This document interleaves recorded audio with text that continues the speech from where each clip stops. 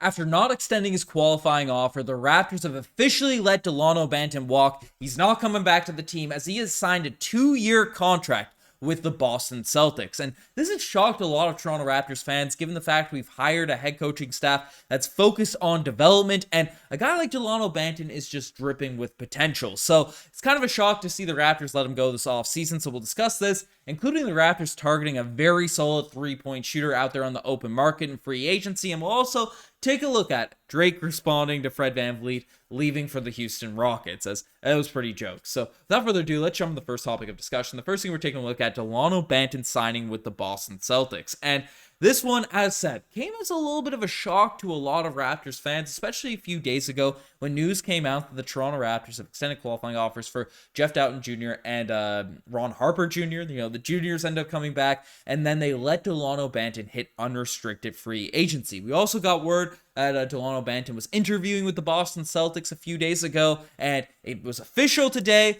because there was some speculation he could potentially return, especially Blake Murphy was on the bandwagon. That's very likely the Toronto Raptors would let Dalano Banton hit unrestricted free agency, as his qualifying offer was a bit above the league minimum, so the Raptors could bring him back for less money for this upcoming season if they wanted to keep him. If they wanted to keep him on the squad, but letting him hit unrestricted free agency and bring him back in the system for cheaper could be the route that the Toronto Raptors end up going down. But this wasn't the case officially today, as Shams came out and said that the free agent point guard Dalano Banton has signed with the Boston Celtics on a 2-year contract. And again, this is fairly shocking because we've seen some games where Dalano Banton has looked terrific, looked magnificent coming off the bench or even starting some nights for the Toronto Raptors with his speed, with his length. His passing vision is really strong at times. He can thread the needle for a bigger body, make some dives through the traffic, through trees, throw it over some players as he's diving to the rim. But on the other hand, where Dalano Banton has had some very high highs, he's had some very low lows. I mean, once he was getting some consistent run earlier last season, other teams just kind of figured out, hey, if we run a 2-3 zone or a 3-2 zone against the Toronto Raptors while Banton's out there, he's not going to beat you from behind the three-point line, even though he did improve his three-point shooting from his rookie season to his second year. But they can just go into a zone, and then the Raptors offense just becomes a complete shell of what it could be without Dalano Banton in the game. So, he's had some messes. He also turns over the ball pretty significantly. I mean, his stats are tough to really gauge him as a player, given the fact he was given such sporadic minutes over the course of his first 2 seasons, but 4.6 points, 1.5 rebounds, 1.2 assists, shot under 30% from behind the three-point line, 42% from the field, was extremely fast, but the jump shooting is something that has just really held him back as a basketball player. Now, there's some games where it's kind of crazy. You see him hitting these dribble pull-ups, contested in traffic, especially late in the games he'd come in, and obviously the pressure's off at that point and stuff. But even some nights where he's getting run early in games, he knocked down a few threes early. He shot them with confidence. You got to give him credit on that front. He wouldn't hesitate whenever he was left open, but the mechanics just didn't look right. And as you can see, the percentages just weren't that solid. But looking at the Toronto Raptors roster construction now at this point, especially with Fred VanVleet gone, it still surprises me a fair bit that the Raptors let him walk at this point. I know the emergence of Jeff Doughton Jr. is a guy that earned a spot, certainly over Dalano Banton. In his spot minutes, played a lot better, and by the end of the season, the Raptors were trying to hunt for him to play games. He's on a 2-way contract, so they were limited in the number of opportunities he could go out there on the court, but he proved himself as a legitimate backup point guard in the NBA. So makes sense Jeff Doughton Jr. getting the nod over Dalano Banton, but even a guy like Malachi Flynn has had some ups and downs as well, and I think would certainly be considered, even to a lot of Raptors fans that aren't high on Flynn, to have a higher floor than Dalano. But Delano's just length, reach, speed, the passing vision, the potential, if he turns that three-point shooting around, even that mid-range jump shot around a little bit more, the ceiling for Dalano Banton is much higher than that of a Malachi Flynn. Heck, even a Jeff Doughton Jr. probably, but whether or not he'll reach that ceiling is the big question. But bringing in, a Darko Rajakovic-led coaching staff, it's surprising, given the fact that in Memphis, Darko got the best out of Desmond Bane to the point where he just signed a max contract for the Memphis Grizzlies. Jaren Jackson Jr. grew tremendously under that squad.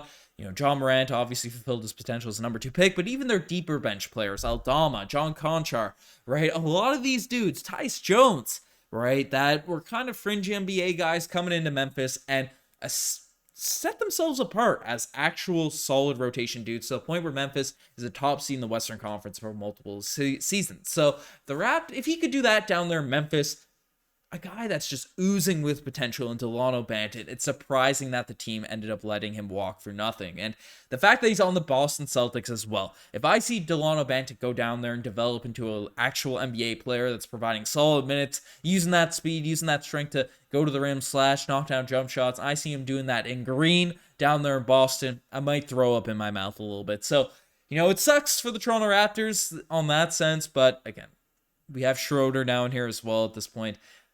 I get why they did it, but just for the potential aspect, I'd rather have high upside guys on my deep bench rather than high floor guys when the floor isn't that great. But I don't know. Let me know what you guys think on that front. The next thing we're taking a look at is the Raptors targeting elite three-point shooter, as the team has been thrown into the mix for the Malik Beasley sweepstakes. And now Malik Beasley, especially at last year's trade deadline, was a guy I was very intrigued by because his percentages were great for the Utah Jazz. I had him on my fantasy team, the fantasy league team, so that's probably why I was pretty animated, probably in videos about the Raptors should try to bring him in. And he did end up getting traded from the Utah Jazz, but just to the LA Lakers, midway through that deadline. And while he wasn't horrible for the LA Lakers, just didn't get a lot of consistent opportunity, especially in the second half of the season with the emergence of Austin Reeves on that squad. Troy Brown Jr. doing a pretty solid job at niching his way into the rotation. So Malik Beasley had some sporadic minutes here and there, but did have some big moments, even in the playoffs for the LA Lakers. And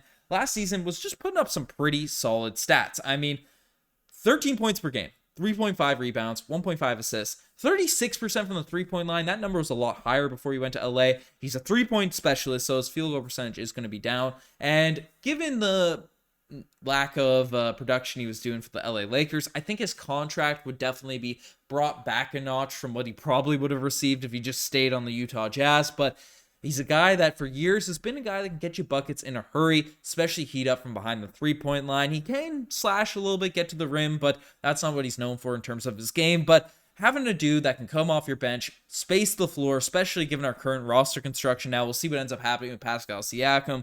If he does get dealt, if he doesn't get dealt. But currently as is, the more shooting we can bring on this team, especially as a veteran that can come and play defense, do these types of things, the better. So the Raptors can bring in Malik Beasley on the cheap, let him space the floor, right? Give him some opportunities here and there. Then I think that could be a huge positive for this team. Won't be a game-changing signing, but would be a huge positive. Just have more shooting off our bench as the Raptors desperately need it. So let me know what you guys think about the potential of signing Malik Beasley. The final thing we're discussing in this video is Drake's amazing farewell to Fred VanVleet. As we sounded off, we showed our love, paid our respect to Fred VanVleet when he officially signed with the Houston Rockets. Wishing all the best for that man. And now we got an official farewell for Drake and Fred. It's basically Drake commented on an Instagram post saying, "My look-alike, the love is forever. Thank you for your character and your contributions over the years to the city. We will never forget.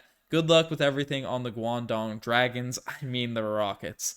Fred VanVleet responds, "Relax." And that's that's pretty jokes. Obviously, Fred VanVleet, Drake had that relationship there.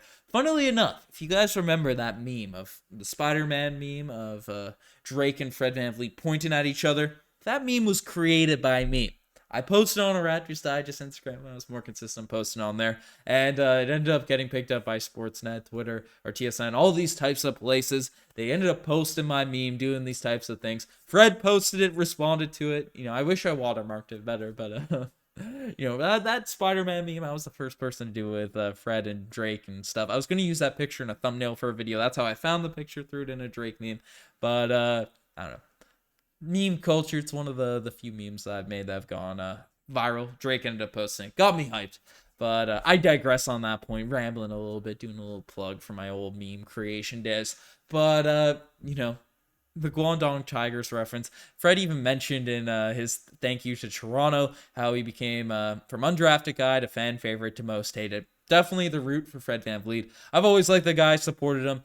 I didn't think it was smart for the Toronto Raptors to bring him back, and especially a $40 million per year salary, but happy he got his money. Always the most respect for Fred VanVleet, coming from Drake as well, throwing out the Guangdong Tigers meme. But folks, you guys are the best for making this far.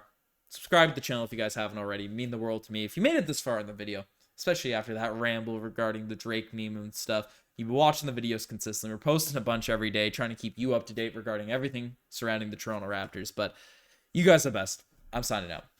Cheers.